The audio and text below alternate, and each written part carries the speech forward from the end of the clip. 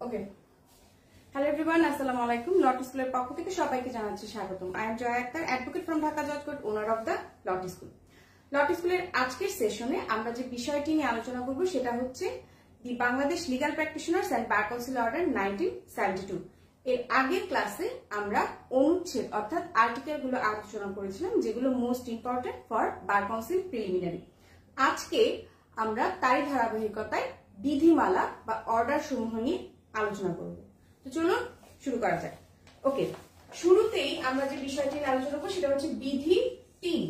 এখানে বলা হচ্ছে পরবর্তী নির্বাচনের তারিখ ঘোষণা হবে নির্বাচনের কমপক্ষে 45 দিন পূর্বে। তার মানে নির্বাচন যে অনুষ্ঠিত হবে এই নির্বাচনের তারিখটা কবে ঘোষণা করা হবে?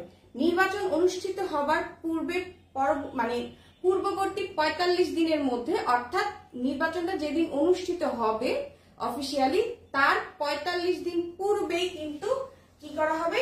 নির্বাচনের তারিখটা ঘোষণা করা হবে। এটাই বলা হচ্ছে আপনার বিধি 3। ওকে, বিধি 4-এর 1-এ যেটা বলা হচ্ছে গ্রুপ সিটের জন্য কি বলা হচ্ছে? গ্রুপ সিটের সদস্যদের নির্বাচনের জন্য বাংলাদেশের স্থানীয় বার অ্যাসোসিয়েশন গুলোকে 7টি ভাগে বিভক্ত করা হয়েছে। অর্থাৎ গ্রুপ সিটের যে সদস্য রয়েছে তাদের স্থানীয় বার অ্যাসোসিয়েশন গুলোকে সেই ক্ষেত্রে 7টি ভাগে বিভক্ত করা হয়েছে। আর 3-এর 1-এ যেটা বলা হচ্ছে, সরি 4-এর 3-এর 1-এ বলা হচ্ছে জেনারেল সিট নির্বাচনের জন্য 7টি এবং গ্রুপ সিট নির্বাচনের জন্য 1টি করে ভোট থাকবে। আচ্ছা, এই 4-এর 1 এবং 4-এর 3-এর 1-এ যেটা বলা হচ্ছে, এখানে বলা হচ্ছে যে গ্রুপ সিটের সদস্য নির্বাচনের জন্য স্থানীয় বার অ্যাসোসিয়েশন গুলোকে কি বলা হয়েছে? 7টি ভাগে বিভক্ত করা হবে। আচ্ছা, আর বলা হচ্ছে 4-এর 3-এর 1-এ এই যে এই গ্রুপ সিটের সদস্যদের মধ্যে কি বলা হচ্ছে? জেনারেল সিট যারা আছে, অর্থাৎ এখানে বলা হচ্ছে যে জেনারেল সিট নির্বাচনের জন্য 7টি এবং গ্রুপ সিট নির্বাচনের জন্য 1টি করে ভোট থাকবে। আচ্ছা, এবার বিধি 5-এ যেটা বলা হচ্ছে বার কাউন্সিলের নির্বাচনের জন্য প্রার্থীকে 3 জন ভোটার দ্বারা প্রস্তাবিত হতে হবে। আর বলা হয়েছে যে ফিটা দেওয়া হবে 1000 টাকা, যেটা কিনা সেক্রেটারি বরাবর দিতে হবে এবং প্রতিটি ফরমে একজন করে প্রার্থী কি থাকবে? একজন করে প্রার্থীকে প্রস্তাব করা যাবে। আচ্ছা, বিষয়টা যদি আমরা ক্লিয়ার করি, এখানে বলা হচ্ছে অর্থাৎ 4-এর 1-এ বলা হচ্ছে এই যে নির্বাচনের বিষয়টা বলা হলো যে বিধি 3-এ, সেটা বলা হচ্ছে গ্রুপ সিট। হ্যাঁ, গ্রুপ সিটের সদস্যদের নির্বাচনের জন্য বাংলাদেশের স্থানীয় বার অ্যাসোসিয়েশন গুলোকে 7টি ভাগে বিভক্ত করা হয়েছে।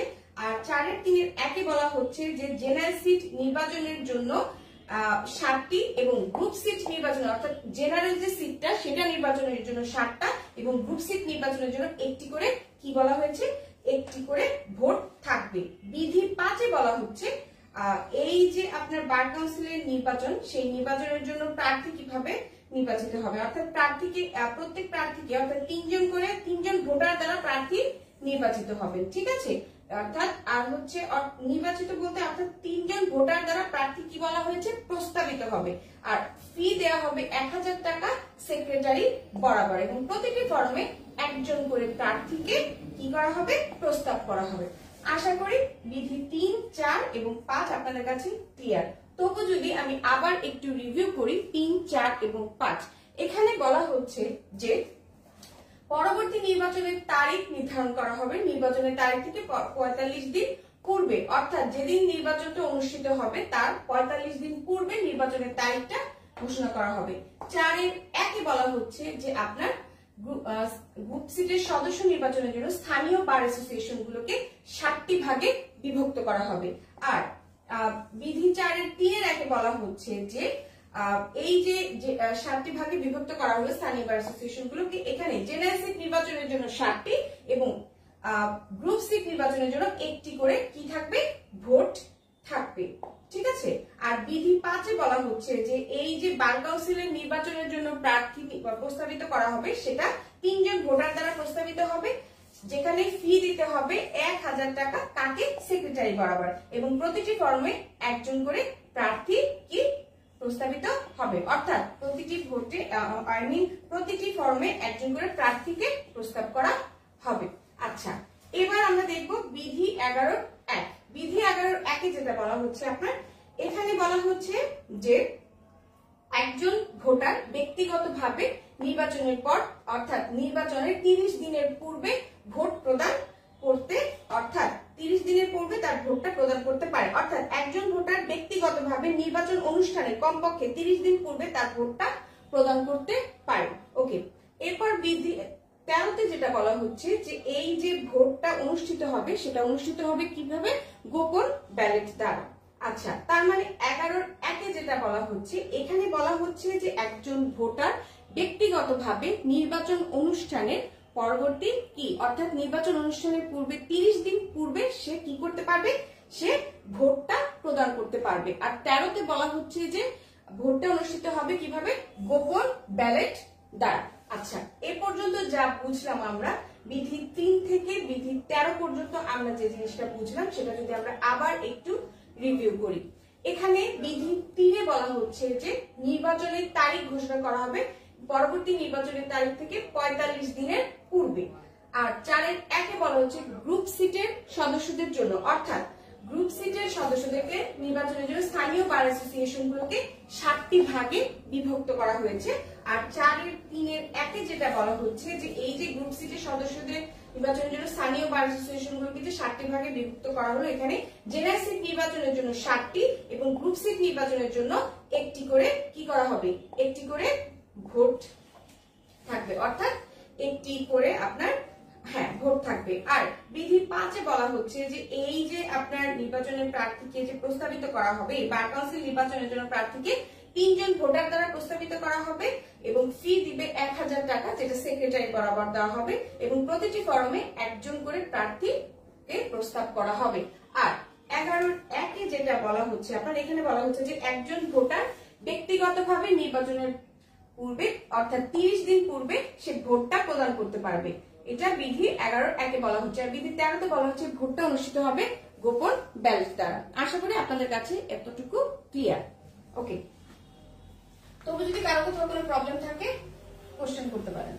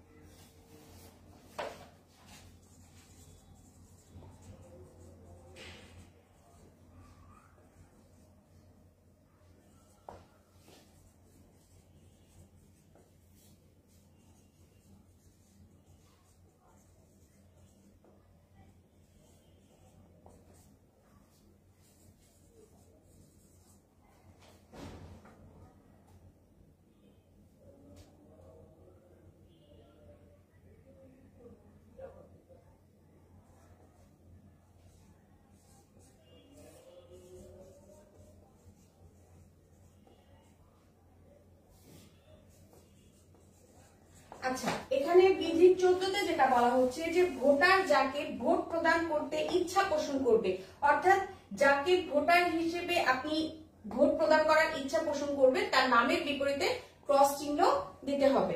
আচ্ছা, আর বিধি 17-তে বলা হচ্ছে 2 জন ভোটারের মানে বিষয়টা হচ্ছে আপনার 2 জন ভোটারের আর কি সংখ্যা যদি সমান হয়ে থাকে, ঠিক আছে, অর্থাৎ 2 জন ভোটার যদি থাকে সেখানে যদি তাদের সংখ্যাটা যদি সেম থাকে অর্থাৎ তাদের ভোটার সংখ্যাটা যদি সেম থাকে তখন সেই ক্ষেত্রে যেটা করা হবে লটারি ড্র করা হবে। হ্যাঁ, লটারি ড্র করার মাধ্যমে কি করা হবে? বিজয়ী ঘোষণা করা হবে একজনকে। অর্থাৎ মনে করেন যে 2 জন ব্যক্তি ভোট একই সমান ভোট পেয়েছে, এখন সেই ক্ষেত্রে কাদেরকে বিজয়ী ঘোষণা করা হবে? এটা আমরা সবাই জানি কম বেশি যে লটারি ড্র করা হবে। লটারি ড্র করার মাধ্যমে কি করা হবে? বিজয়ী ঘোষণা করা হবে। এই হচ্ছে আপনার 17 এবং 14 কথা। তাহলে 14-তে বলা হচ্ছে যে ভোটার যাকে ভোট প্রদান করার অর্থাৎ 14তে বলা হয়েছে ভোটার যাকে ভোট প্রদান করার ইচ্ছা পোষণ করবে তার নামের পাশে ক্রস চিহ্ন দেওয়া হবে। আর আপনার বিধি 17 যেটা সেখানে বলা হচ্ছে যে দুইজন ভোটারের যদি আপনার ভোট সংখ্যা সমান হয়ে থাকে তবে সেই ক্ষেত্রে যেটা হবে লটারি ড্র করার মাধ্যমে একজনকে বিজয়ী ঘোষণা করা হবে। আচ্ছা, এবার যে বিষয়টা বলবো সেটা হচ্ছে আপনার বিধি 18। ওকে, বিধি 18তে বলা হচ্ছে যে প্রত্যেক প্রার্থীকে একজন করে এজেন্ট উপস্থিত থাকতে হবে। তার মানে প্রত্যেক প্রার্থীর জন্য একজন করে এজেন্ট উপস্থিত থাকবে। ভোট যে প্রদান করবে অর্থাৎ ভোটে যে দাঁড়াবে সেই প্রার্থীর কি হবে, একজন করে আপনার এজেন্ট থাকবে। ঠিক আছে, ওকে, উপস্থিত থাকতে হবে তার একজন করে। আচ্ছা, এবার যে বিষয়টা বলবো সেটা হচ্ছে আপনার বিধি 20। এখানে বলা হচ্ছে যে নির্বাচন ট্রাইব্যুনাল নির্বাচনে কোনো প্রার্থী অথবা 5 জন ভোটার 1000 টাকা জমা দিবেন এবং অফিসিয়াল গ্যাজেটে নির্বাচনের ফলাফল ঘোষণার 30 দিনের মধ্যে সচিবের নিকট নির্বাচনের বৈধতা সংক্রান্ত অভিযোগ দায়ের করতে হবে। আচ্ছা, এই বিষয়টি কি একটু বোঝা আছে?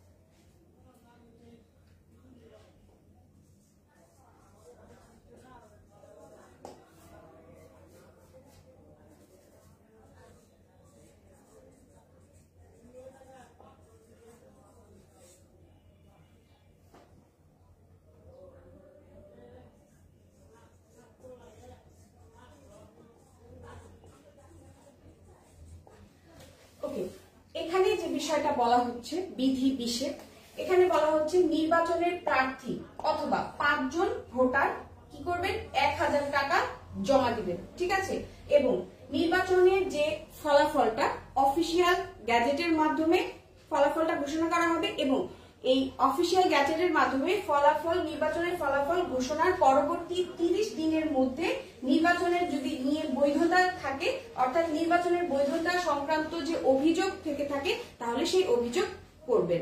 তার মানে সোজা হিসাব বিধি 20 বলা হচ্ছে যে নির্বাচনের প্রার্থী বা 5 জন ভোটার কি করবে, 1000 টাকা জমা দিবেন। ওকে, এরপর বলা হচ্ছে যে অফিসিয়াল গ্যাজেটের দ্বারা নির্বাচনের যে ফলাফলটা ঘোষণা হবে সেই নির্বাচনের ফলাফল ঘোষণার পরবর্তী 30 দিনের মধ্যে নির্বাচনের বৈধতা সংক্রান্ত অভিযোগ দায়ের করা হবে, অর্থাৎ অভিযোগ করতে হবে, 30 দিনের পরবর্তীতে হবে না।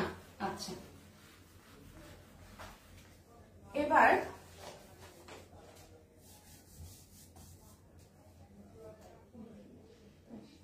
আর বিধি 22 বলা হচ্ছে আমাদের ট্রাইব্যুনালের গঠন সম্পর্কে। ঠিক আছে, বিধি 22 ট্রাইব্যুনালের গঠন সম্পর্কে, যেটা আমরা গত ক্লাসে অনুচ্ছেদ এর আগের ক্লাসে আমরা ট্রাইব্যুনাল সম্পর্কে পড়ে এসেছি, যে ট্রাইব্যুনাল এর গঠন প্রক্রিয়া সম্পর্কে আমরা সুন্দরভাবে আলোচনা করে এসেছি। সেটা হচ্ছে অনুচ্ছেদ 33 এক ছিল। ঠিক আছে, আর এখানে হচ্ছে বিধি 22 ট্রাইব্যুনালের বিষয়টা বলা হচ্ছে, যেই ট্রাইব্যুনালের যে বিষয়টা আপনার 33 বলা হয়েছে অনুচ্ছেদে, সেই বিষয়টা এই বিধি 22 আলোচনা করা হয়েছে, একটু ব্রিফলি ভাবে বলা হয়েছে। ঠিক আছে, ওকে, অর্থাৎ অনুচ্ছেদ 33 এবং বিধি 22 সেম কথাই বলা হচ্ছে, ট্রাইব্যুনালের গঠন সম্পর্কে এখানে বলা হচ্ছে। আচ্ছা, এরপরে যে বিষয়টা বলা হচ্ছে আপনার এখানে আমাদের বলা হচ্ছে যে বিধি কত, এরপর বিধি 28। বিধি 28 বলা হচ্ছে যে আপনার নির্বাচিত হবার পর 1 মাসের মধ্যে প্রথম সভা অনুষ্ঠিত হবে, অর্থাৎ নির্বাচন হবার পর, নির্বাচিত হবার পর, অর্থাৎ প্রার্থী যখন নির্বাচিত হবেন, ঠিক আছে, উনি যখন নির্বাচিত হবেন তখন নির্বাচিত হবার পর পরবর্তী 1 মাসের মধ্যে প্রথম যে সভাটা, সেই সভাটা অনুষ্ঠিত হবে, ঠিক আছে। তার মানে প্রার্থী যখন নির্বাচিত হবেন, নির্বাচিত হওয়ার 1 মাসের মধ্যে, ঠিক আছে, পরবর্তী 1 মাসের মধ্যে কি হবে, প্রথম সভাটা অনুষ্ঠিত হবে। এটাই বলা হচ্ছে আপনার বিধি 28-এ। এবার বিধি 33-এ যে বিষয়টা বলা হচ্ছে, বিধি 33-এ বলা হচ্ছে যে কোন সভার জন্য প্রয়োজনীয় ফোরাম হবে কত, 5 জন। তার মানে সভার যে প্রয়োজনীয় ফোরামটা, সেই ফোরাম হবে কি 5 জন, ঠিক আছে। আচ্ছা, এরপরে কি বলা হচ্ছে, বলা হচ্ছে যে কমিটির কোন সভার জন্য প্রয়োজনীয় ফোরাম উক্ত কমিটির মোট সদস্যের 1/3 কম হবে না। আচ্ছা, এখানে বলা হচ্ছে যে কমিটির সভার জন্য ফোরাম হবে কত, 5 জন। এবং আরেকটি বিষয় বলা হচ্ছে যে যে এই যে কমিটির যে সভা হবে, সেটার প্রয়োজনীয় যে ফোরাম হবে, সেটা উক্ত ফোরামের কি 1/3 কম হবে না। এই বিষয়টাই এই বিধি 30-এ বলা হয়েছে। আচ্ছা, এবার বিধি আপনার অর্থাৎ বিধি 33-এ বলা হচ্ছে, সরি, বিধি 33-এ এই বিষয়টা বলা হচ্ছে যে আপনার কোন সভার জন্য প্রয়োজনীয় ফোরাম হবে 5 জন এবং ওই কমিটির সভার জন্য উক্ত ফোরামের যে সভাটা, সেটা কি করা হয়েছে, কমিটির কোন সভার জন্য প্রয়োজনীয় ফোরাম উক্ত কমিটির মোট সদস্যের 1/3 কম হবে না। এই বিষয়টা এখানে বলা হয়েছে। আর বিধি 34-এ যেটা বলা হয়েছে, বিধি 34-এ বলা হচ্ছে যে সভায় সভাপতিত্ব করবেন কে, সভায় সভাপতিত্ব করবেন হচ্ছে আপনার চেয়ারম্যান। ওকে, সভায় সভাপতিত্ব করবেন চেয়ারম্যান। ওকে, এরপর বলা হচ্ছে যে তিনি যদি অনুপস্থিত থাকেন তবে ভাইস চেয়ারম্যান সভায় সভাপতিত্ব করার অনুমতি পাবেন। এই বিষয়টাই বলা হচ্ছে 34-এ। তার মানে আমরা বিধি 22, বিধি 28 এবং বিধি 33 যদি আবার একটু রিভিউ করি। বিধি 22-এ বলা হচ্ছে আপনাদের ট্রাইব্যুনালের গঠন প্রক্রিয়া সম্পর্কে, যেটা নাকি আমরা গত ক্লাসে অনুচ্ছেদ 33-এ দেখে এসেছি ট্রাইব্যুনাল সম্পর্কে। আচ্ছা, বিধি 28-এ বলা হচ্ছে যে নির্বাচিত হবার পর পরবর্তী 1 মাসের মধ্যে প্রথম সভা অনুষ্ঠিত হবে। আর এই যে সভাটা অনুষ্ঠিত হলো, এই সভায় সভাপতিত্ব করবেন হচ্ছেন চেয়ারম্যান। যদি চেয়ারম্যান না থাকে তবে তার অনুপস্থিতিতে ভাইস চেয়ারম্যান কি করবে, সভায় সভাপতিত্ব করবেন। এই বিষয়টা বলা হচ্ছে আপনার বিধি কত, 33-এ। ওকে, এবার যে বিষয়টা দেখবো সেটা হচ্ছে, সরি, এই বিষয়টা বলা হচ্ছে বিধি 34-এ। আর বিধি 33-এ যে বিষয়টা বলা হচ্ছে, বিধি 33-এ বলা হচ্ছে যে কোন সভার জন্য প্রয়োজনীয় ফোরাম থাকবে 5 জন এবং তা মোট সদস্যের 1/3 কম হবে না। এই হচ্ছে বিধি 33-এর কথা। তার মানে বিধি 22-এ আমরা দেখলাম হচ্ছে কি, বিধি 22-এ দেখলাম হচ্ছে আমাদের ট্রাইব্যুনালের বিষয়টা, যেটা আমরা অনুচ্ছেদ 33-এ পড়ে এসেছি। বিধি 28-এ কি দেখলাম, বিধি 28-এ আমরা দেখলাম হচ্ছে যে নির্বাচিত হবার পর 1 মাসের মধ্যে কি করতে হবে, প্রথম সভা অনুষ্ঠিত হতে হবে। আর বিধি 33-এ বলা হচ্ছে কি যে এই যে প্রয়োজনীয় ফোরাম 5 জন হবে, যা মোট সদস্যের কি হবে 1/3 কম হবে না। আর বিধি 34-এ কি বলা হচ্ছে, বিধি 34-এ বলা হচ্ছে এই যে সভাটা অনুষ্ঠিত হবে, এই সভায় সভাপতিত্ব করবেন চেয়ারম্যান। চেয়ারম্যান যদি না থাকে তার অনুপস্থিতিতে কি হবে, ভাইস চেয়ারম্যান সভায় সভাপতিত্ব করবেন। আশা করি এতটুকু আপনাদের কাছে ক্লিয়ার। ওকে, এরপর আমরা যে বিষয়টা দেখবো সেটা হচ্ছে আপনার বিধি 36। বিধি 36-এ কি বলা হচ্ছে,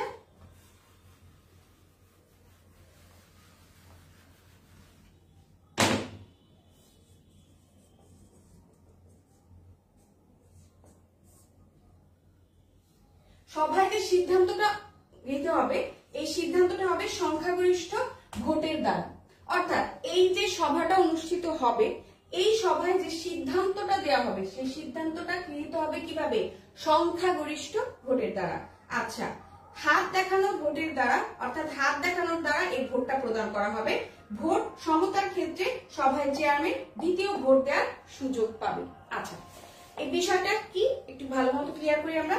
বিধি 36-এ বলা হচ্ছে এই যে একটু আগে আমি সভার কথা বললাম, যে সভা অনুষ্ঠিত হবে, সভায় সভাপতিত্ব করবেন চেয়ারম্যান, ওনার অনুপস্থিতিতে যে ভাইস চেয়ারম্যান সভায় সভাপতিত্ব করবেন। এই যে এই সভাটা, এই সভায় যে সিদ্ধান্ত গৃহীত হবে, এই সিদ্ধান্তটা গৃহীত হবে কি সংখ্যাগরিষ্ঠ ভোটের দ্বারা। অর্থাৎ সভায় যে মোট সদস্য থাকবে, সেই সদস্যদের যে সংখ্যাগরিষ্ঠ ভোটটা, সেই ভোটের দ্বারা সবার সিদ্ধান্তটা গৃহীত হবে। আচ্ছা, এরপর বলা হচ্ছে যে হাত দেখানো ভোটের দ্বারা কি করা হবে, অর্থাৎ হাত দেখানোর দ্বারা ভোটটা প্রদান করা হবে। ঠিক আছে, আর বলা হচ্ছে যে বিষয়টা যে ভোট সমতার ক্ষেত্রে, অর্থাৎ ভোটের সমতার ক্ষেত্রে চেয়ারম্যান কি করবে, চেয়ারম্যান দ্বিতীয়বার ভোট দিতে পারবে, অর্থাৎ প্রত্যেক মেম্বার একবার করে ভোট দিতে পারবে, কিন্তু চেয়ারম্যান দ্বিতীয় ভোট দেওয়ার সুযোগটা রয়েছে। কেন? ভোটের সমতার ক্ষেত্রে। আশা করি বিধি 36 আপনাদের কাছে ক্লিয়ার। এখন যেই বিধিটা দেখব সেটা হচ্ছে আমাদের বিধি 41। ওকে, বিধি 41-এ বলা হচ্ছে যে অ্যাডভোকেটের বিরুদ্ধে যদি নালিশ করে, ঠিক আছে, অ্যাডভোকেটের বিরুদ্ধে নালিশ করলে নালিশকারীকে স্পষ্টভাবে নালিশের সত্যতার প্রেক্ষিতে দলিল উপস্থাপন করতে হবে ট্রাইব্যুনাল, এবং অবশ্যই সেটা এফিডেভিট দ্বারা। আচ্ছা, এবং সাবমিট করতে হবে কি কি, সেগুলো হচ্ছে আপনার অভিযোগের বিবরণ, প্রয়োজনীয় কাগজপত্র, আদালত বা সরকারি কর্মচারী যদি দাপ্তরিক কোনো দায়িত্বে অভিযোগ করে থাকে তাহলে সেক্ষেত্রে এফিডেভিট লাগবে না। ওকে, বিষয়টা আবার একটু ক্লিয়ার করি। এই যে আমরা এর আগের অনুচ্ছেদগুলোতে পড়ে এসেছি যে যখন আর কি বার কাউন্সিল ট্রাইব্যুনালে কেউ অভিযোগ করে থাকে, ঠিক আছে, তখন অভিযোগের ক্ষেত্রে বার কাউন্সিল ট্রাইব্যুনাল কি বলবে, সত্যতা যাচাই করতে বলবে। সো সেই বিষয়টাই বলা হচ্ছে আপনার বিধি 41, অর্থাৎ সত্যতা যাচাইয়ের উপর ভিত্তি করে কি করা হবে, শাস্তি প্রদান করা হবে। যদি মিথ্যা প্রমাণিত হয় তাহলে সেক্ষেত্রে কি করা হবে, অর্থাৎ মিথ্যা যদি প্রমাণিত হয়ে থাকে তখন সেই ক্ষেত্রে ওই অভিযুক্ত অ্যাডভোকেটকে 500 টাকা দেওয়া হবে। এটা আমরা আগের অনুচ্ছেদে পড়ে এসেছি। সো এই বিষয়টি বিধি 41-এ আরো ব্রিফলি আলোচনা করা হয়েছে। এখানে বলা হচ্ছে যে অ্যাডভোকেটের বিরুদ্ধে যদি কেউ নালিশ নিয়ে আসে, ঠিক আছে, অ্যাডভোকেটের বিরুদ্ধে যদি কেউ নালিশ আনে তাহলে যে নালিশ আনলো, ঠিক আছে, সেই নালিশকারীকে কি করতে হবে, নালিশকারীকে কিছু ডকুমেন্ট উপস্থাপন করতে বলবে বার কাউন্সিল ট্রাইব্যুনাল। কি কি? আচ্ছা, সেগুলো হচ্ছে আপনার অভিযোগের বিবরণ, ঠিক আছে, কি বিষয় নিয়ে অভিযোগ হয়েছে সেই অভিযোগের একটা বিবরণ, প্রয়োজনীয় কাগজপত্র, ঠিক আছে, প্রয়োজনীয় কাগজপত্র। এই যে অভিযোগটা প্রদান করা হলো, এই অভিযোগকে প্রদান করার যে বিষয়টা, সেইটার যে কাগজপত্র রয়েছে প্রয়োজনীয়, মানে প্রমাণ করার জন্য অভিযোগটা, সেই প্রয়োজনীয় কাগজপত্র জমা দিতে হবে, এবং অবশ্যই এই সবকিছু কি করতে হবে, এফিডেভিটের মাধ্যমে বার কাউন্সিল ট্রাইব্যুনালে দাখিল করতে হবে, ঠিক আছে। কিন্তু এখানে একটা কথা আছে, সেটা হচ্ছে যদি সরকারি কর্মচারী হয়ে থাকে, ঠিক আছে, যদি সরকারি কর্মচারী সরকারি দায়িত্ব পালনকালে, অর্থাৎ কোনো কি আদালত বা সরকারি কর্মচারী যদি দাপ্তরিক দায়িত্বে কোনো অভিযোগ নিয়ে আসে, অর্থাৎ আদালত বা সরকারি কর্মচারীর দাপ্তরিক কোনো বিষয়ে যদি কি হয়, কোনো অভিযোগ প্রদান করা হয়ে থাকে, তখন সেই ক্ষেত্রে এই যে এই বিষয়গুলো, অর্থাৎ এগুলো জমা দিতে হবে, কিন্তু সেটা এফিডেভিট আকারে দিতে হবে না। আশা করি আপনাদের কাছে বিষয়টা ক্লিয়ার। তারপরও আমি আবার একটু ক্লিয়ার করি, বিধি 41-এ যেটা বলা হচ্ছে যে অ্যাডভোকেটের বিরুদ্ধে যদি কেউ নালিশ প্রদান করে থাকে তাহলে নালিশকারীকে কিছু ডকুমেন্ট জমা দেওয়ার কথা বলা হচ্ছে। বার কাউন্সিল ট্রাইব্যুনাল কিছু ডকুমেন্ট জমা দিতে বলবে, সেগুলো কি প্রয়োজনীয় কাগজপত্র, দলিল যদি থাকে সেগুলো উপস্থাপন করতে হবে, এবং অবশ্যই সেগুলো কি করতে হবে, এফিডেভিট আকারে জমা দিতে হবে। এবং অভিযোগ যে করলো অভিযোগের বিবরণ, অর্থাৎ অভিযোগের বিবরণ, প্রয়োজনীয় কাগজপত্র, কোনো দলিলাদি যদি উপস্থাপন করতে করা দরকার প্রয়োজন হয় তাহলে দলিলাদি উপস্থাপন করতে বলতে পারেন, এবং সবকিছুই কি এফিডেভিট দ্বারা। কিন্তু যদি আদালত বা সরকারি কর্মচারী দাপ্তরিক দায়িত্ব পালন, অর্থাৎ সরকারি দায়িত্ব পালনকালে যদি কোনো অভিযোগ প্রদান করে থাকে তখন সেই ক্ষেত্রে এফিডেভিট লাগবে না। আশা করি 41 বিধিটা আপনাদের কাছে ক্লিয়ার। আচ্ছা, এখন দেখো 41-এর এ, বিধি 41-এর এ অর্থাৎ 41-এর ক। এখানে বলা হচ্ছে আপনার অ্যাডভোকেটের বিরুদ্ধে নালিশকারীকে 1000 টাকা ফি বার কাউন্সিল জমা দিতে হবে। আগে অনুচ্ছেদে আমরা পড়েছি যে অ্যাডভোকেটের বিরুদ্ধে যদি নালিশ করে থাকে এবং সেটা যদি মিথ্যা প্রমাণিত হয় তবে সেক্ষেত্রে 500 টাকা জরিমানা করা হবে, যেটা কিনা কি করা হবে, অ্যাডভোকেটকে অর্থাৎ অভিযুক্ত অ্যাডভোকেট অর্থাৎ যার বিরুদ্ধে অভিযোগ আনা হয়েছে তাকে প্রদান করতে হবে। এবং কে প্রদান করবে? নালিশকারী। আর এখানে বলা হচ্ছে আপনার একটু বিষয়তে, এই যে আপনি নালিশ আনলেন একজন অ্যাডভোকেটের বিরুদ্ধে, এই নালিশটা আনলেন যে এটার জন্য আপনাকে কি করতে হবে, 1000 টাকা ফি দিতে হবে। এই নালিশটা দায়ের করার জন্য, দাখিল করার জন্য আপনাকে 1000 টাকা ফি বার কাউন্সিল ট্রাইব্যুনালে প্রদান করতে হবে। এই বিষয়টা 41-এর এতে বা 41-এর ক তে বলা হচ্ছে। আচ্ছা, এখন বলবো আমি 43। বিধি 43-এ কি বলা হচ্ছে, যখন একটি মামলার বিচারের জন্য ট্রাইব্যুনালে পাঠানো হবে, দেন এর দলিলাদি কি করতে হবে, ট্রাইব্যুনালের চেয়ারম্যান বরাবর দাখিল করতে হবে। আচ্ছা, এই যে নালিশ করলেন, ঠিক আছে, নালিশের যে যাবতীয় কাগজপত্র দলিলাদি সবকিছু যে উপস্থাপন করলেন আপনি বিধি 41 বরাবর এবং 41-এর এ বরাবর আপনি ফি প্রদান করলেন 1000 টাকা, এই সব কিছু যে দলিলাদি যা যা উপস্থাপন করলেন আপনি এই সব কিছু কি করতে হবে, চেয়ারম্যান বরাবর দাখিল করতে হবে। ঠিক আছে, অর্থাৎ বার কাউন্সিল ট্রাইব্যুনালের যে চেয়ারম্যান সেই চেয়ারম্যান বরাবর দাখিল করতে হবে কততে, বিধি 43-এর আন্ডারে। আচ্ছা, এরপর আপনার বিধি 45-এ কি বলা হচ্ছে, বিধি 45-এ বলা হচ্ছে ট্রাইব্যুনাল অভিযোগ পাওয়ার 21 দিন পর শুনানির দিন ধার্য করবে। আচ্ছা, এই যে আপনার সবকিছু নালিশ এবং নালিশ করা হলো ট্রাইব্যুনালে, তারপর প্রয়োজনীয় যা যা কাগজপত্র উপস্থাপন করতে বলা হলো সমস্ত কিছু উপস্থাপন করলেন ট্রাইব্যুনালে, এই সব কিছু উপস্থাপন করার পর সবকিছু নিয়ে কি করবে, বার কাউন্সিল ট্রাইব্যুনাল একটা টাইম লিমিটেশন দিবেন, অর্থাৎ 21 দিনের পর এই যে সবকিছু পেলে অভিযোগের পাওয়ার পরে উনি কি করবেন, অর্থাৎ বার কাউন্সিল ট্রাইব্যুনাল 21 দিন পর শুনানির দিন ধার্য করবেন। ঠিক আছে, এটাই বলা হচ্ছে আপনার বিধি 45-এ। তারপর বিধি 49, এখানে বলা হচ্ছে যে পদাধিকার বলে বার কাউন্সিলের সেক্রেটারি হবে ট্রাইব্যুনালের সেক্রেটারি, অর্থাৎ ট্রাইব্যুনালের সেক্রেটারি হবেন হচ্ছে আপনার কে, বার কাউন্সিলের সেক্রেটারি। তার মানে সোজা হিসাব যে বার কাউন্সিলের যে সেক্রেটারি, ঠিক আছে, বার কাউন্সিলের যে সেক্রেটারি বা সচিব আমরা কিন্তু পড়ে এসেছি, এতে আমরা বলে আসছি যে জেলা জজ বা অতিরিক্ত জেলা জজকে কি করবে, বার কাউন্সিলের সেক্রেটারি বা সচিব পদে নিয়োগ করা হবে। উনি পদাধিকার বলে এই বার কাউন্সিল ট্রাইব্যুনালের সেক্রেটারি বা সচিব হিসেবে নিযুক্ত হবে। এই বিষয়টাই বলা হচ্ছে আমাদের বিধি 49। আচ্ছা, এবার 52, ওকে, বিধি 52।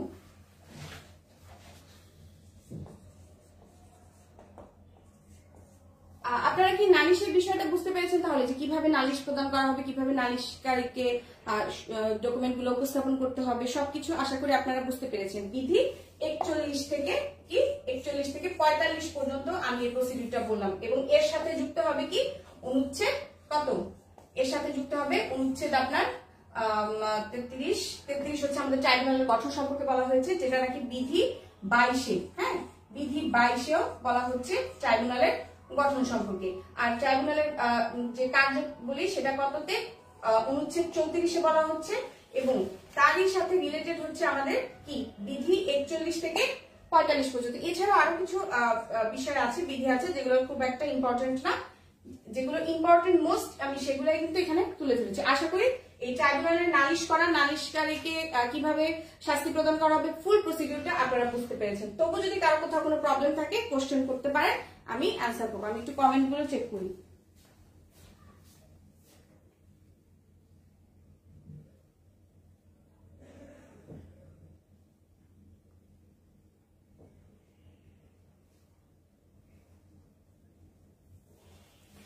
বাইশ নং, তার মানে কি বিধি 22টা শর্ট করে বলতে হবে, সঞ্চয় বলছে না, ট্রাইব্যুনালের গঠন। আপনি আমার যে আগের লাইফটা আছে না, সঞ্চয়কে বলছি, আপনি যে আমার আগের লাইফটা আছে সেই লাইফটা একটু ভালো করে দেখবেন। সেই লাইভে আমি খুব সুন্দর করে ট্রাইব্যুনালের গঠন প্রক্রিয়া আলোচনা করেছি, ঠিক আছে, সেই লাইভটা একটু ভালো করে চেক করবেন, তাহলে বুঝতে পারবেন।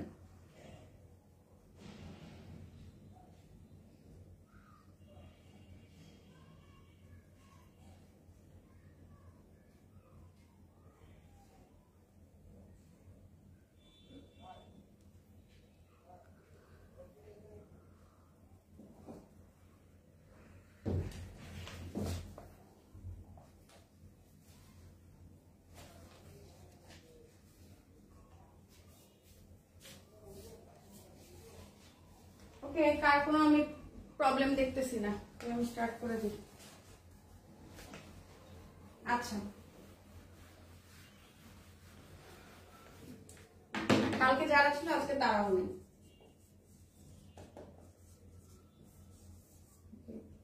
বিধি 52-তে যেটা বলা হচ্ছে, প্রথম সভায় বা বার কাউন্সিলের গঠনের পর চেয়ারম্যান বা ভাইস চেয়ারম্যান নির্বাচিত হবে প্রকাশ্য ব্যালট দ্বারা। ঠিক আছে, এই যে প্রথম সভার কথা আমি আলোচনা করলাম, যে প্রথম সভা অনুষ্ঠিত হবে এবং প্রথম সভায় যে যাবতীয় মানে ফোরাম, সবাই সভাপতিত্ব করবেন কি চেয়ারম্যান, চেয়ারম্যান অনুপস্থিতিতে ভাইস চেয়ারম্যান, এটার কথা বলা হচ্ছে বিধি 52-তে। যে প্রথম সভার পর কি হবে, প্রথম সভা বা বার কাউন্সিল গঠনের পর চেয়ারম্যান বা ভাইস চেয়ারম্যান নির্বাচিত হবে কিভাবে, প্রকাশ্য ব্যালট দ্বারা। তার মানে প্রথম সভা পর, এই যে প্রথম সভাটা অনুষ্ঠিত হলো, এই প্রথম সভা অনুষ্ঠিত হবার পর বার কাউন্সিল বা অর্থাৎ বার কাউন্সিল চেয়ারম্যান বা ভাইস চেয়ারম্যান নির্বাচিত হবেন কি প্রকাশ্য ব্যালট দ্বারা। ঠিক আছে, তারপর হচ্ছে আমাদের বিধি 54। বিধি 54-তে কি বলা হচ্ছে, এখানে বলা হচ্ছে যে ভাইস চেয়ারম্যান তার নিজ কাজ, হ্যাঁ ভাইস চেয়ারম্যান তার নিজ কাজ এবং চেয়ারম্যানের অনুপস্থিতিতে তার কাজ করতে সে আইনত বাধ্য। তার মানে ভাইস চেয়ারম্যানের কথা বলা হচ্ছে বিধি 54-তে, ভাইস চেয়ারম্যান তার নিজের কাজ এবং তার অনুপস্থিতি অর্থাৎ চেয়ারম্যানের অনুপস্থিতিতে চেয়ারম্যানের কাজ করতে আইনত বাধ্য, এই বিষয়টাই বলা হচ্ছে বিধি 54-তে। আচ্ছা, এবার হচ্ছে কি বলা হচ্ছে, আর বিধি 54-3 যে বিষয়টা বলা হচ্ছে, এখানে বলা হচ্ছে যে এক্সিকিউটিভ কমিটি সেক্রেটারি নিয়োগ ছাড়া অন্য সকল পদে চাকরির জন্য সাক্ষাৎকার দ্বারা প্রতি পদের জন্য 2 জন নির্বাচন করে একটা ব্যালটের স্থাপন করা হবে। আচ্ছা, এই বিষয়টা কি একটু ক্লিয়ার হই আমরা।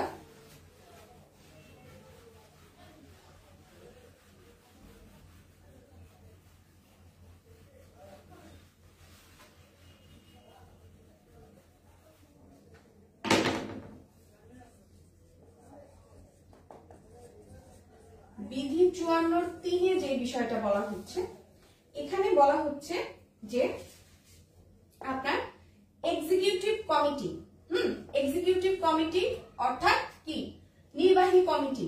আচ্ছা, এই নির্বাহী কমিটি কি করা বলছে, নির্বাহী কমিটি সেক্রেটারি যে, হ্যাঁ নির্বাহী কমিটির যে সেক্রেটারি, সেই সেক্রেটারি নিয়োগ ছাড়া, সেক্রেটারি নিয়োগ ছাড়া অন্য সকল পদে, এই নির্বাহী কমিটির সেক্রেটারি নিয়োগ ছাড়া অর্থাৎ এক্সিকিউটিভ কমিটির সেক্রেটারি যে, সেই সেক্রেটারি পদটা নিয়োগ ছাড়া অন্য সকল পদে কি হবে, চাকরির জন্য সাক্ষাৎকারের দ্বারা প্রতি পদের জন্য 2 জন নির্বাচন করে একটি প্যানেল তালিকা বার কাউন্সিলে পাঠাবেন।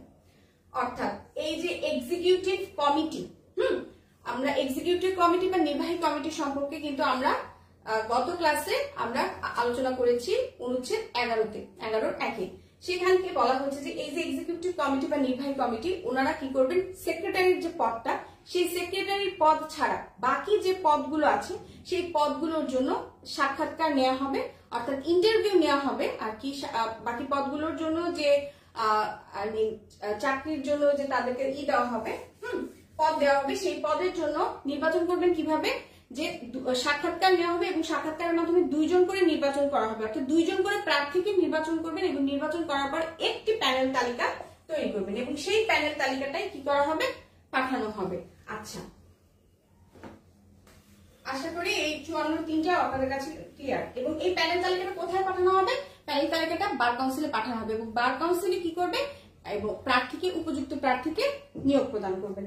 আচ্ছা, এরপরে বলা হচ্ছে বিধি 54-4 বলা হচ্ছে যে একজন অ্যাডভোকেটের বিরুদ্ধে দাখিলীয় নালিশি মামলা এক্সিকিউটিভ কমিটি যাচাই করে বিচারের জন্য ট্রাইব্যুনালে পাঠাবেন বা খারিজ করার জন্য সুপারিশ করতে পারে। ওকে, এটা বলা হচ্ছে যে 54-3টা আবার একটু ক্লিয়ার করি। নির্বাহী কমিটি বা এক্সিকিউটিভ কমিটি কি করবেন, ওনারা সেক্রেটারির পদ ছাড়া বাকি যে পদগুলো আছে সেই পদের প্রার্থী নির্বাচনের জন্য সাক্ষাৎকারের মাধ্যমে 2 জন প্রার্থী নির্বাচন করবেন। নির্বাচন করার পর একটি প্যানেল তালিকা তৈরি করে কি করবে, সেটা বার কাউন্সিলে পাঠানো হবে এবং বার কাউন্সিলে সেখান থেকে উপযুক্ত প্রার্থী নির্বাচন করবেন। আর 54-4 যেটা বলা হচ্ছে, এখানে একজন অ্যাডভোকেট, এই যে অ্যাডভোকেটের বিরুদ্ধে যে দাখিলীয় নালিশি মামলাটা, হ্যাঁ এই নালিশি মামলাটা কে যাচাই করবে, এই নালিশি মামলাটা এক্সিকিউটিভ কমিটি যে আছে সেই এক্সিকিউটিভ কমিটিটা যাচাই করবে, ঠিক আছে, এবং বিচারের জন্য কি করবে, ট্রাইব্যুনালে পাঠাবেন বা খারিজ করার জন্য সুপারিশ করবেন। আবার যদি একটু ক্লিয়ার করি, এই যে অ্যাডভোকেটের বিরুদ্ধে নালিশি মামলা করা হলো, এই 54-4টা আমি যেটা বলতেছি বিধি 54-4, অ্যাডভোকেটের বিরুদ্ধে যে নালিশি মামলাটা করা হলো, এই নালিশি মামলাটা যাচাই করবেন কে, যাচাই করবেন বার কাউন্সিল। যাচাই করার পর সেটা কি করা হবে, সেইটা পাঠানো হবে হচ্ছে আপনার সেটা যাচাই করবে হচ্ছে এক্সিকিউটিভ কমিটি। এক্সিকিউটিভ কমিটি যাচাই করার পর সেইটা ট্রাইব্যুনালে পাঠাবেন এবং সেটা যদি সত্যতা যাচাই হয় তখন সেই ক্ষেত্রে শাস্তি প্রদান করার ডিসিশন নেবে ট্রাইব্যুনাল।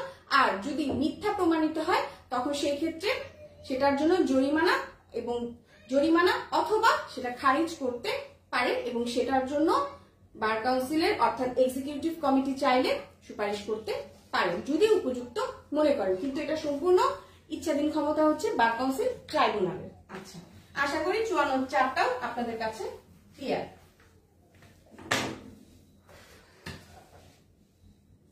এবার হচ্ছে আপনাদের বিধি 55।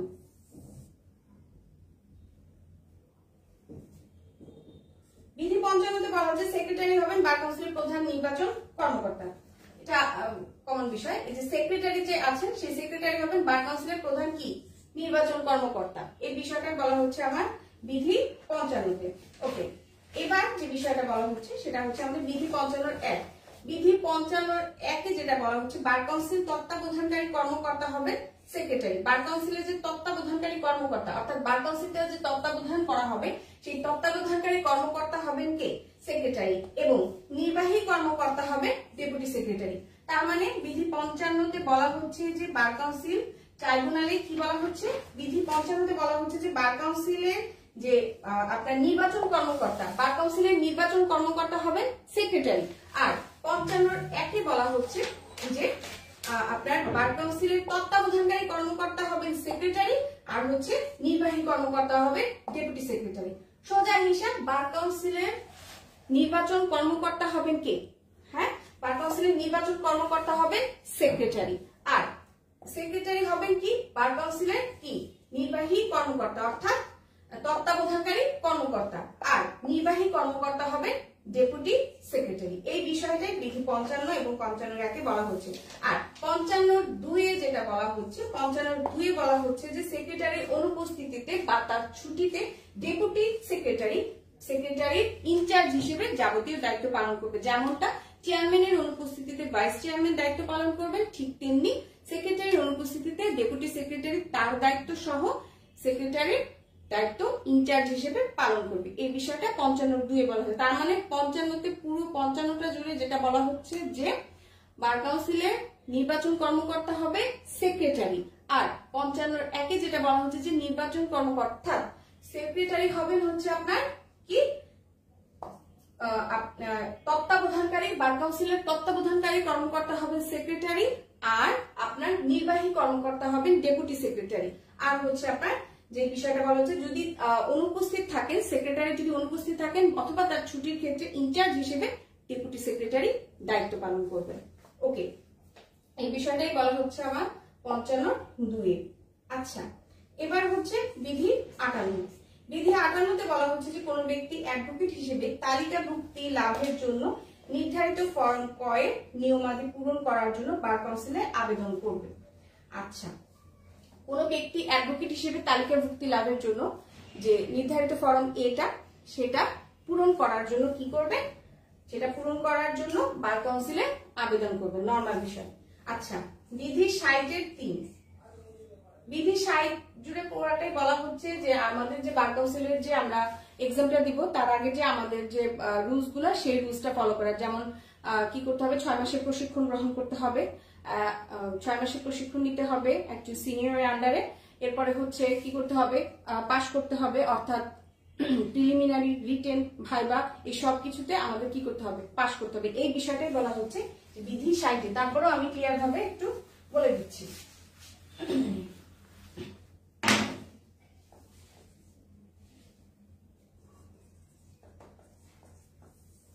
বিধি 60-এ বলা হচ্ছে যে 6 মাসের প্রশিক্ষণ গ্রহণ করতে হবে, ঠিক আছে, 6 মাসের প্রশিক্ষণ নিতে হবে সিনিয়রের আন্ডারে। আচ্ছা, 60-3-এর একই যেটা বলা হচ্ছে যে একজন সিনিয়র কি 4 জনের বেশি জুনিয়র রাখতে পারবেন না, ঠিক আছে। আচ্ছা, এরপরে হচ্ছে এর ঊর্ধ্বে যদি রাখতে চান তবে সেক্ষেত্রে কি করতে হবে, বার কাউন্সিলের অনুমতি নিতে হবে। মানে একজন সিনিয়র 4 জনের বেশি শিক্ষানবিশ রাখতে পারবেন না, তবে তিনি যদি এর উপরে নিতে চান, যদি প্রয়োজন মনে হয়, উপযুক্ত মনে হয়, তবে সেক্ষেত্রে কি করতে হবে, বার কাউন্সিলের অনুমতি লাগবে। আচ্ছা, তারপর হচ্ছে 60-3-2, এখানে বলা হচ্ছে অ্যাডভোকেট এবং শিক্ষানবিশের মধ্যে যে আপনার চুক্তিটা হবে, তাদের যে কথোপকথন অর্থাৎ চুক্তিটা, সেটা কি হবে, সেটা হচ্ছে আপনার সম্পাদনের তারিখ থেকে, অর্থাৎ সম্পাদনের তারিখ থেকে 30 দিনের মধ্যে শিক্ষানবিশ দ্বারা সম্পাদিত একটি এফিডেভিট যোগে বার কাউন্সিল সেক্রেটারি বরাবর দাখিল করতে হবে। মানে এই যে আমি যে সিনিয়রের আন্ডারে যে আমি 6 মাস প্রশিক্ষণ নিব, এই যে বিষয়টা, এই বিষয়টাই কি করতে হবে, 30 দিনের মধ্যে, অর্থাৎ এই চুক্তিটা যে হলো শিক্ষানবিশ এবং অ্যাডভোকেট, সিনিয়র অ্যাডভোকেট, তাদের মধ্যে যে চুক্তিটা হলো, এই চুক্তিটা এফিডেভিট আকারে কি করতে হবে, 30 দিনের মধ্যে, অর্থাৎ যেদিন সম্পাদিত হলো সেদিন থেকে নিয়ে শুরু করে 30 দিনের মধ্যে বার কাউন্সিলে কি করতে হবে, সেক্রেটারি বরাবর দাখিল করতে হবে। আচ্ছা, এবার বলা হচ্ছে আপনাদের কি, বিধি 60-3। আচ্ছা, 60-3-3-2-1, তাহলে আমরা 3-1-এ কি দেখলাম, একজন সিনিয়র 4 জনের বেশি রাখতে পারবেন না, জুনিয়র যদি রাখতে চান তবে সেই ক্ষেত্রে কি করতে হবে, বার কাউন্সিলের অনুমতি লাগবে। 2-এ আমরা দেখলাম শিক্ষানবিশ এবং সিনিয়রের মধ্যে যে আপনার চুক্তিটা হবে, সেটা 30 দিনের মধ্যে কি করতে হবে, বার কাউন্সিলের সেক্রেটারি বরাবর দাখিল করতে হবে। 3-এ আমরা যেটা দেখলাম, 3-এ দেখলাম যে শিক্ষানবিশ 6 মাসের প্রশিক্ষণ গ্রহণকালে তিনি চাইলে এক বা একাধিক সিনিয়রের আন্ডারে কি করতে পারে, প্রশিক্ষণ নিতে পারে। অর্থাৎ আপনি 6 মাসের প্রশিক্ষণ গ্রহণকালে আপনি চাইলে আপনি যার আন্ডারে আপনি প্রশিক্ষণের জন্য নিয়েছেন তার কাছে ছাড়াও আপনি অন্য আরো অ্যাডভোকেটের কাছে, সিনিয়রের কাছে গিয়ে আপনি প্রশিক্ষণ নিতে পারেন। এই বিষয়টা বলা হচ্ছে 3-এ। আচ্ছা, এরপর 3-4-এ যেটা বলা হচ্ছে, অর্থাৎ এই সবকিছু কিন্তু বিধি 60, বিধি 60-এর 1, 2, 3, 4 এটাই আমি বলতেছি। আচ্ছা, 4-এ যেটা বলা হচ্ছে যে একজন অ্যাডভোকেট যিনি তার নবিশের জন্য, অর্থাৎ শিক্ষানবিশের জন্য মিথ্যা বিবৃতি যদি প্রস্তুত করে থাকে, ঠিক আছে, তবে সেই ক্ষেত্রে তিনি পেশাগত অসদাচরণ করেছে বলে গণ্য হবে। মানে তিনি যদি মিথ্যা ভাবে কোন বিবৃতি পেশ করেন যে হ্যাঁ শিক্ষানবিশ ভালো চরিত্রের এবং তিনি আমার কাছে প্রশিক্ষণ নিয়েছেন, এই বিষয়গুলো যদি মিথ্যা হয়ে থাকে, মিথ্যা কোনো বিবৃতি যদি প্রস্তুত করে থাকে, তবে সেই ক্ষেত্রে তিনি পেশাগত অসদাচরণ করেছেন বলে গণ্য হবে। এটা বলা হচ্ছে 4-এ, অর্থাৎ বিধি 60-3-4-এ বলা হচ্ছে। আচ্ছা, এবার বলা হচ্ছে 60-5-এ, কি বলা হচ্ছে 60-5-এ, এখানে বলা হচ্ছে যে আপনার অ্যাডভোকেটের তালিকাভুক্তির দরখাস্তে কেউ যদি মিথ্যা তথ্য প্রকাশ করে এবং তার সাজা হবে আপনার 5 বছর পর্যন্ত, সে অ্যাডভোকেটের তালিকাভুক্ত হওয়ার যোগ্য হবে না। মানে বিষয়টা হচ্ছে, আমরা জানি যে অ্যাডভোকেটের তালিকাভুক্ত হওয়ার যোগ্যতা কি, সেটা কিন্তু আমরা গত আলোচনায় দেখেছি যে অ্যাডভোকেটের তালিকাভুক্ত হওয়ার যোগ্যতা কি, সেটা আমরা অনুচ্ছেদ 27-3-এ দেখেছি অযোগ্যতা, এবং 27-1-এ আমরা যোগ্যতা সম্পর্কে দেখেছি। এখন এই যোগ্যতা সম্পর্কে যে কেউ যদি মিথ্যা তথ্য উপস্থাপন করে, এই আপনার বার কাউন্সিলের যে আপনার দরখাস্তটা প্রদান করা হবে, অর্থাৎ এই যে আপনার ফিটা দিবেন, এই যে আমরা যে অ্যাডভোকেট হব, এটার জন্য যে আমরা ফর্মটা পূরণ করবো, অর্থাৎ আবেদনটা পূরণ করবো, সেখানে যদি কেউ মিথ্যা উপস্থাপন করে, মিথ্যা তথ্য, অর্থাৎ মনে করেন আপনি আইনজীবী যে হবেন সেটার জন্য আপনি যে ক্রাইটেরিয়াগুলো আছে, যেমন 21 বছর বয়স করতে হবে, স্বীকৃত কোনো বিশ্ববিদ্যালয় থেকে আইন বিষয়ে আপনার দক্ষ হতে হবে, অর্থাৎ ডিগ্রি প্রাপ্ত হতে হবে, এরকম কোনো কিছু যদি আপনি, অর্থাৎ অনুচ্ছেদ 27-এর যোগ্যতাগুলোর থেকে কোনো একটা যোগ্যতা যদি আপনি মিথ্যা উপস্থাপন করে থাকেন, তখন সেই ক্ষেত্রে আপনার শাস্তি হচ্ছে 5 বছর পর্যন্ত আপনি তালিকাভুক্তি হওয়ার যোগ্য হবেন না। আশা করি বিষয়টা ক্লিয়ার। আচ্ছা, এই হচ্ছে বিধি 60-3-5। আচ্ছা, এবার যেটা বলা হচ্ছে বিধি 60টা কিন্তু খুব ইম্পর্টেন্ট, আশা করি আপনারা জিনিসটা ভালো করে বোঝার চেষ্টা করছেন, ঠিক আছে, খুব ইম্পর্টেন্ট একটা বিধি কিন্তু আমি আলোচনা করছি এতক্ষণ। আচ্ছা, এবার হচ্ছে আমাদের কি 60-3-6। আমার লেখা খুবই বাজে, আমার লেখা কিন্তু সবাই স্কিপ করবেন, আমার লেখা খুবই বাজে, আপনাদের বোঝানোর স্বার্থে আমি শুধু লিখতেছি। আচ্ছা, বিধি 60-3-6 এখানে বলা হচ্ছে কি, হাইকোর্ট পরীক্ষার জন্য রেজিস্ট্রেশনের মেয়াদ থাকবে 5 বছর পর্যন্ত, অর্থাৎ হাইকোর্টে নিম্ন আদালতে জজ হয়ে যাবার পর, অর্থাৎ অ্যাডভোকেটশিপ সনদ পাবার পর, পরবর্তীতে আপনি যখন হাইকোর্টে পরীক্ষা দেওয়ার জন্য আপনি যখন আবেদন ফর্ম পূরণ করবেন, তখন আবেদন করবেন, সেক্ষেত্রে আপনার রেজিস্ট্রেশনের টাইম থাকবে 5 বছর পর্যন্ত, ঠিক আছে। এই বিষয়টাই বলা হচ্ছে আমাদের 60-এর 3-এর 6। আচ্ছা, এবার আসি আমরা 60-এর সি। ওকে, আচ্ছা, এখানে যেটা বলা হচ্ছে যে অ্যাডভোকেট হিসেবে তালিকাভুক্ত লাভের জন্য রিটেনে আপনাকে কি করতে হবে, 50 পেতে হবে, এবং ভাইভাতে কি করতে হবে, ভাইভাতে 25 নাম্বার পেতে হবে। এই বিষয়টাই বলা হচ্ছে, অর্থাৎ 60-এর সি তে যেটা বলা হচ্ছে রিটেনে কত 50 আর ভাইভাতে হচ্ছে 25 মার্ক আপনাকে অর্জন করতে হবে।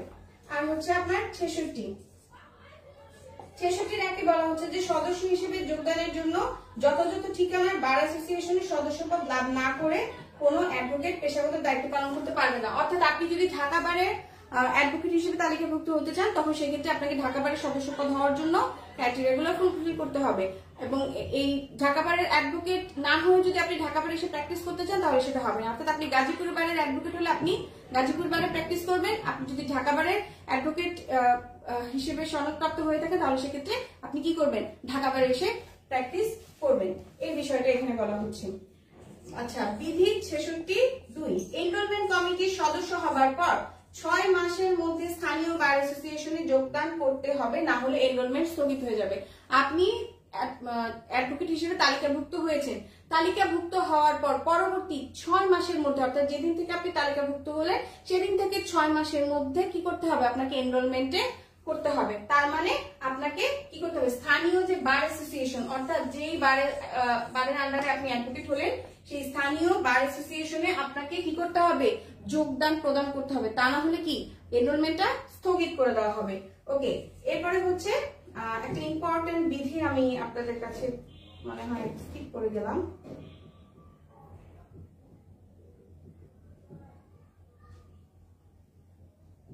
বিধি 29, ছোট্ট করে বলি, এটা আমি স্কিপ করে দিয়েছি, সরি।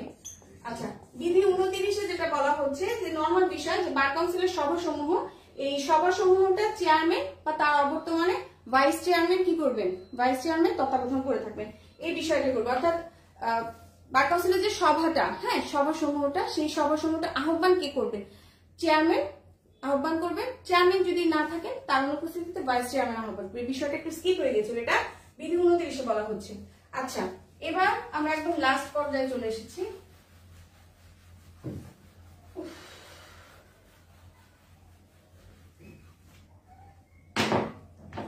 এবার হচ্ছে বিধি 75। বিধি 75-এ লিগ্যাল এডুকেশন কমিটির কথা বলা হচ্ছে, ঠিক আছে।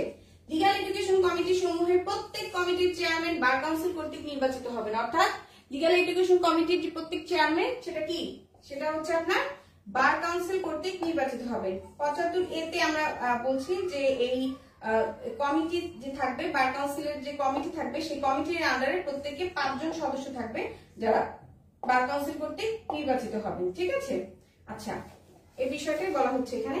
এখানে কিছু ইসের কথা বলা হচ্ছে, কমিটির কথা বলা হচ্ছে। কমিটিগুলো কি কি, একটা হচ্ছে ল রিফর্ম কমিটি। 75 এই বিষয়টাই আসে মেইনলি, কমিটিগুলো কি কি, ঠিক আছে। 5টি কমিটি আছে, ঠিক আছে। Law reform committee, human committee, human rights and legal aid committee, তারপর যে house committee, relief committee, rule and publication committee, complaint and vigilance committee, ঠিক আছে। অর্থাৎ 75A-তে ইম্পর্টেন্ট যে বিষয়টা, সেটা হচ্ছে যে কমিটি যেগুলো যে থাকবে, এখানে 5টা কমিটির কথা বলা হচ্ছে। Law reform committee, human rights and legal aid committee, house committee, তারপর হচ্ছে আপনার relief committee, rule and publication committee, আর হচ্ছে আপনার কমপ্লেইন্ট এন্ড ভিজিলেন্স কমিটি। আচ্ছা, আর যে বিষয়টা বলা হচ্ছে যে এই বার কাউন্সিলের আন্ডারে, যাদের আন্ডারে কি হবে, প্রত্যেকে সদস্য থাকবে কত, 5 জন সদস্য থাকবে। এই যে কমিটিগুলোর কথা বললাম, 5টা কমিটি, এই 5টা কমিটি প্রত্যেকটা কমিটিতে 5 জন গুলো সদস্য থাকবে, যারা বার কাউন্সিল কর্তৃক নির্বাচিত হবে। এটাই হচ্ছে বিধি 75-এ বলা হচ্ছে, অর্থাৎ বিধি 75-এর এতে এই বিষয়টা বলা হচ্ছে। আশা করি বিধি 75-এর এটাও আপনাদের কাছে ক্লিয়ার। আর 76-এ বলা হচ্ছে যে প্রত্যেক কমিটির মেয়াদের যে বিষয়টা, এই যে কমিটিগুলো বললাম আমি 5টা কমিটি, তার মানে কি বিষয়টা, 75-এর এতে কি বলা হচ্ছে, 5টা কমিটির কথা বলা হয়েছে, যে এই 5টা কমিটির সদস্য সংখ্যা কত, 5 জন, যারা বার কাউন্সিল কর্তৃক নির্বাচিত হবে। আর 76-এ বলা হচ্ছে যে এই তাদের যে মেয়াদটা, এই মেয়াদটা বার কাউন্সিলের মেয়াদের মতোই হবে, অর্থাৎ 3 বছর পর্যন্ত মেয়াদ হবে। বার কাউন্সিলের মেয়াদ হচ্ছে আমাদের 3 বছর, আমরা জানি, এটাও 3 বছর হবে। এই বিষয়টাই বলা হচ্ছে কমিটির ক্ষেত্রে। আশা করি আপনাদের কাছে বিষয়গুলো ক্লিয়ার। যদি কোনো কমেন্টস থাকে কোশ্চেন করতে পারেন।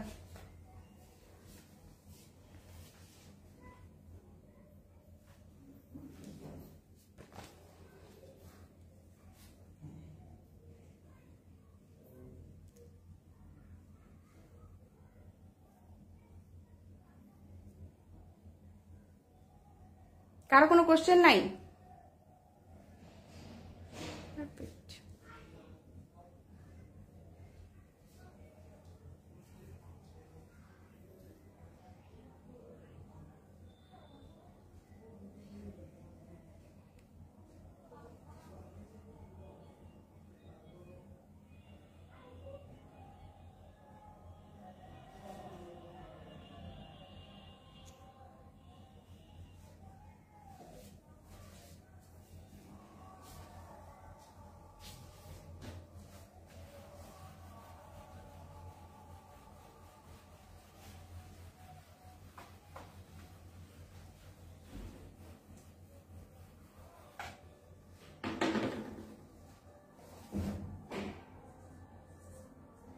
আচ্ছা, এবার বলা হচ্ছে আমাদের বিধি কত ইম্পর্টেন্ট কিছু বিধি আমি একটু মিস করে গিয়েছিলাম, সেগুলো আমি আবার একটু আলোচনা করে যাচ্ছি।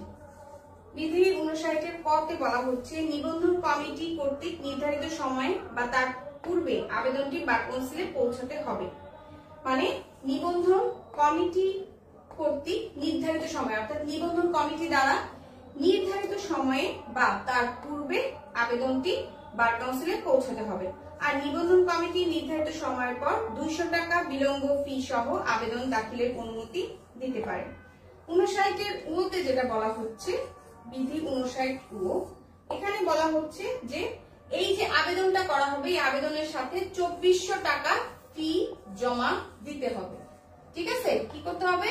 2400 টাকা ফি জমা দিতে হবে। অর্থাৎ এই যে আমি আবেদনগুলোর কথা বলছি, এটা হচ্ছে আপনারা যে এক্সাম দিবেন, হ্যাঁ, সেটার বিষয়টাই বলা হচ্ছে কিন্তু এখানে, সেগুলো একটু ক্লিয়ার হয়ে নেন।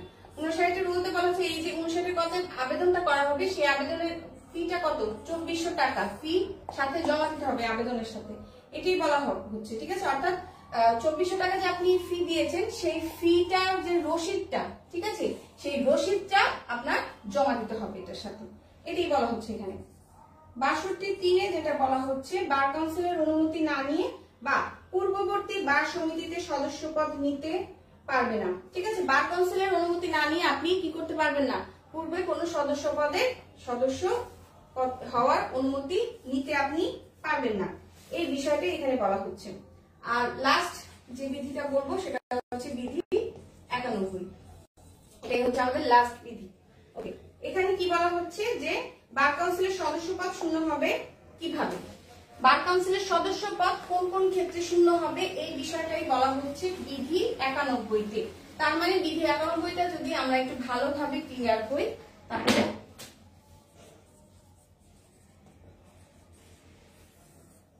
আচ্ছা, বিধি 91-তে বলা হচ্ছে বার কাউন্সিলের সদস্য পদ কোন কোন ক্ষেত্রে শূন্য হবে। নাম্বার 1, সেক্রেটারি নিকট যদি পদত্যাগ পত্র জমা দেয়, অর্থাৎ বার কাউন্সিলের সদস্য নিজেই যদি সেক্রেটারি বরাবর কি করে পদত্যাগ জমা দিয়ে থাকে তখন সেই ক্ষেত্রে। নাম্বার 2তে কি বলা হচ্ছে আইনজীবীদের তালিকা থেকে যদি নাম অপসারণ করা, অর্থাৎ পেশাগত অসদাচরণের কারণে যদি আইনজীবীর তালিকাভুক্ত থেকে তার কি করা হয় নামটা অপসারণ করা হয় তখন সেই ক্ষেত্রে। আচ্ছা, নাম্বার 3 কি বলা হচ্ছে চেয়ারম্যানের অনুমতি ছাড়া 3টি মিটিং এ অনুপস্থিত থাকলে, অর্থাৎ চেয়ারম্যানের যে অনুমতি সেই অনুমতিটা ছাড়া 3টি মিটিং এ, অর্থাৎ পরপর 3টি মিটিং এ যদি সে অনুপস্থিত থাকে তখন সেই ক্ষেত্রে। আচ্ছা, 4 নম্বর কি বলা হচ্ছে বিচারক হিসেবে যদি নিয়োগপ্রাপ্ত হয়, তার মানে একজন বার কাউন্সিলের সদস্য কোন কোন ক্ষেত্রে তার সদস্য পদটা হারাবেন এই বিষয়টাই বিধি 91-তে বলা হচ্ছে। তার মানে the legal practitioners and bar council order 1972 এর বিধি 91-তে বলা হচ্ছে কোন কোন ক্ষেত্রে একজন বার কাউন্সিলের সদস্য কি করবেন তার সদস্য পদটা হারাবেন। নাম্বার 1, তিনি যদি নিজেই কি করেন পদত্যাগ করতে চান, অর্থাৎ পদত্যাগ করার জন্য জমা দিয়ে থাকেন। ঠিক আছে, আচ্ছা, সেক্রেটারি বরাবর। ওকে, এরপরে হচ্ছে যদি তিনি বিচারক হিসেবে নিয়োগ প্রাপ্ত হয়ে থাকেন, যদি পেশাগত অসদাচরণ, হ্যাঁ, পেশাগত অসদাচরণের জন্য তিনি যদি বার কাউন্সিলের তালিকাভুক্ত থেকে কি হয়ে থাকেন অপসারিত হয়ে থাকেন তখন সেই ক্ষেত্রে। আরেকটা বিষয় কি, সেটা হচ্ছে চেয়ারম্যানের অনুমতি ছাড়া তিনি যদি পরপর 3টি মিটিং এ অনুপস্থিত থাকেন। আশা করি আপনাদের কাছে বিষয়টা ক্লিয়ার। তো এই ছিল আমাদের বার কাউন্সিল অর্ডার, অর্থাৎ the legal practitioners and bar council order 1972। গত ক্লাসে, ফার্স্ট ক্লাসে আমরা অনুচ্ছেদগুলো আলোচনা করেছি এবং আজকের ক্লাসে আমরা বিধিমালাগুলো আলোচনা করলাম এবং যতটুকু ইম্পর্টেন্ট আমি শুধুমাত্র ততটুকুই আপনাদের কাছে তুলে ধরেছি। এর মধ্যে যদি আপনাদের কোথাও কোনো প্রবলেম থাকে তাহলে কোশ্চেন করতে পারেন, আমি অ্যান্সার করবো। আপনাদের কমেন্টগুলো আমি চেক করছি।